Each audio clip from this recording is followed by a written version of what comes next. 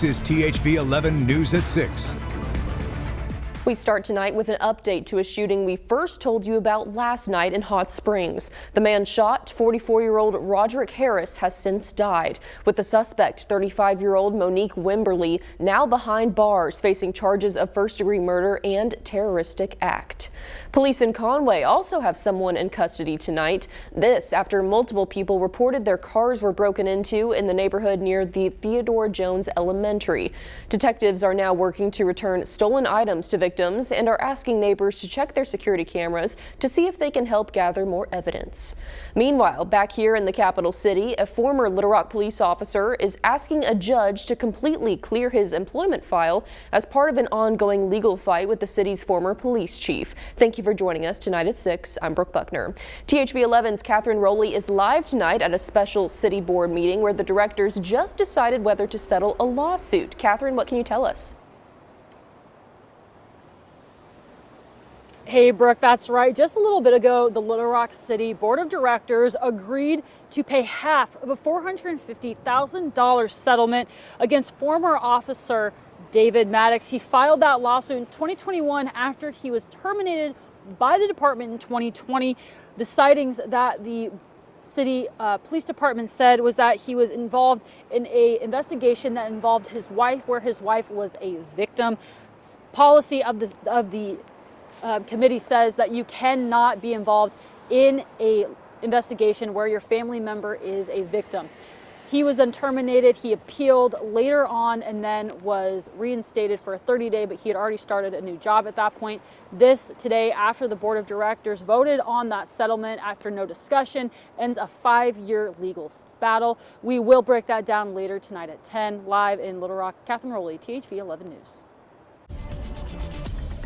All right, Catherine, thank you. Let's bring in meteorologist Nathan Scott now. Nathan, it's good to see you, but I know you have some not so good news for the weekend, right?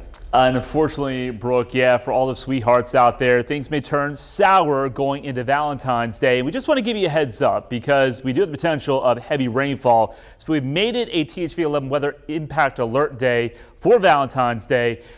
The threat of severe weather, it's really, really low, and I think it's primarily going to be confined right along the border counties of Arkansas and Louisiana. But dinner plans, be ready to get soaked by the rain because that's pretty high in the odds looking at the latest information. Right now, we've got some areas of drizzle and some light rain make its way across the landscape this evening, and that will continue to build in coverage and intensity through the overnight. So you have some drizzle in Pulaski County, downtown Little Rock, and also east into Lonoke County. Future radar shows the coverage builds through the overnight. There could be some rumbles of thunder in South Arkansas. This is a fast-moving system, so it's primarily out of here for the start of your Wednesday. Other than southeast Arkansas, temperatures will drop down into the mid to upper 40s to begin the day. Wednesday will be a little bit cooler. I'll let you know how cool it will get and talk more about that wet weekend forecast coming up.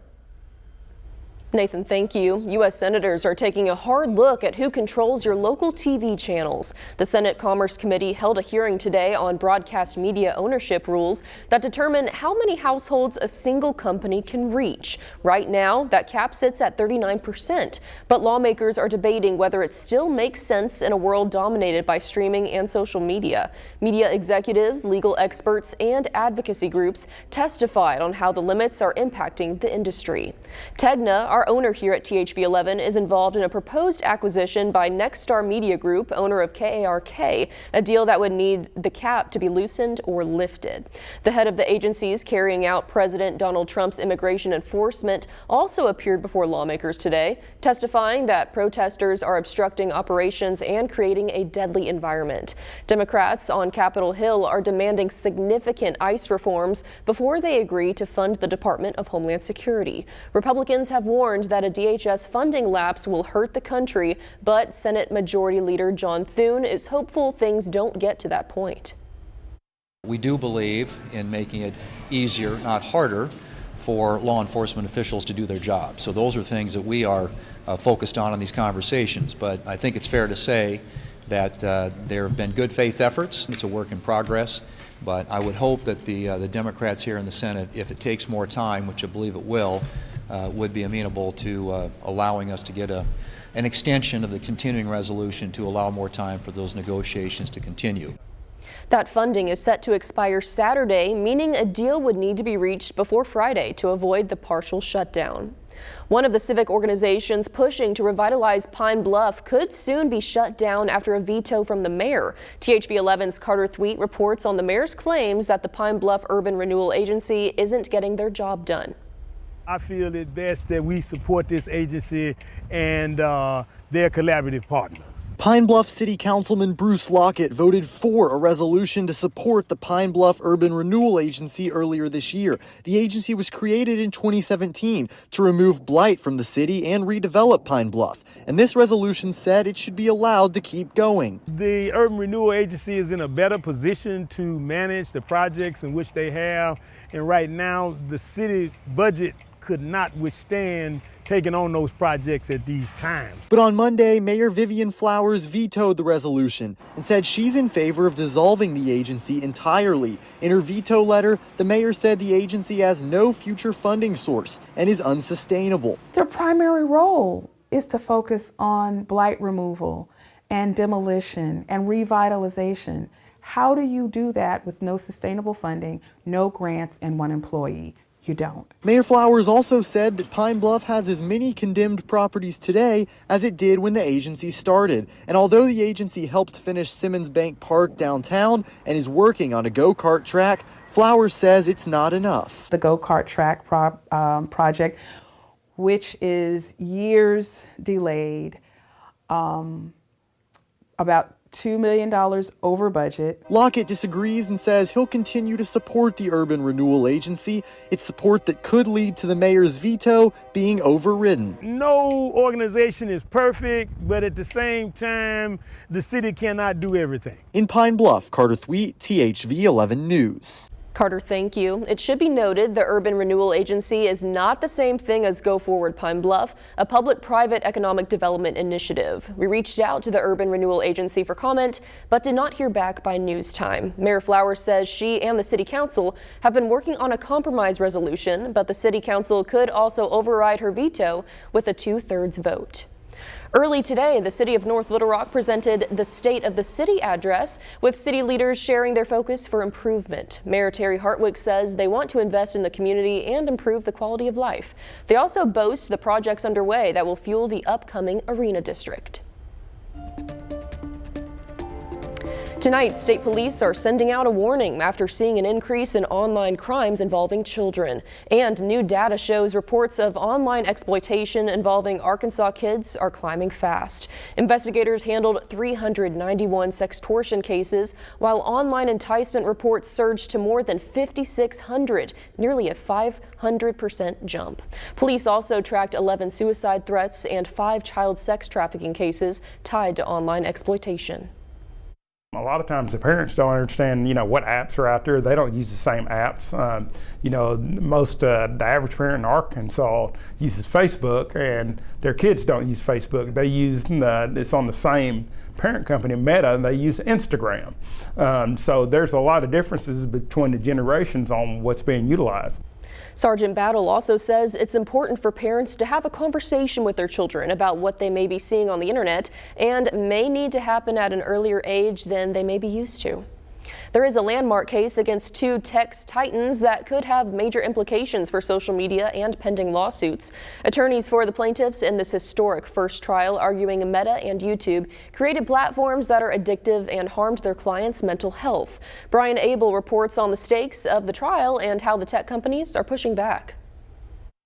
A historic trial and a first major test of whether social media companies can be held accountable for claims that their platforms harm the mental health of young users. Psychologists have said consistently for decades that the younger a child is, the more vulnerable they are to any stressor.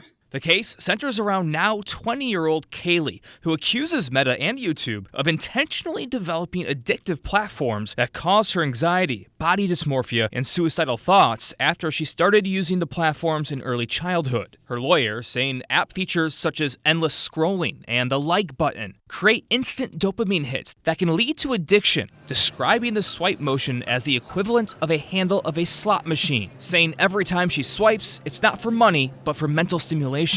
YouTube and Meta have both denied the allegations in the lawsuit. Meta's attorney argued in opening statements that a difficult childhood, including reports she made to therapists of verbal abuse from her parents and bullying, led to issues, not social media use. For years, parents, health experts, and whistleblowers like Frances Haugen, formerly of Facebook, have called for more accountability and guardrails to protect young users.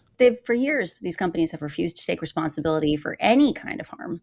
It makes perfect sense that the playbook would be to blame the victim. The outcome of this trial could have major impacts, with around 1,500 similar lawsuits pending against social media companies. In Washington, Brian Abel reporting.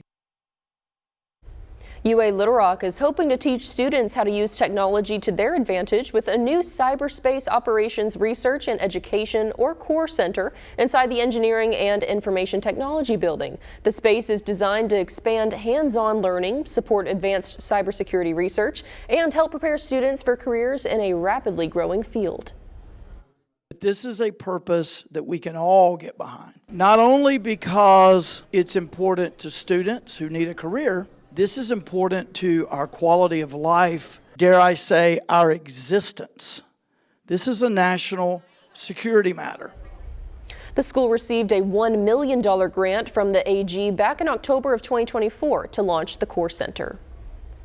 Still to come here at 6, one local TikTok influencer is taking the internet by storm. How he's using social media to bridge the gap on who enjoyed this year's Super Bowl halftime show. On Valentine's Day, poor drainage areas, low-lying areas, and also smaller creeks and streams could see some minor flash flooding concerns just because we do have a slight risk of flooding across a large part of central Arkansas. I'll let you know how much rain you could see and if the weekend will be a washout coming up.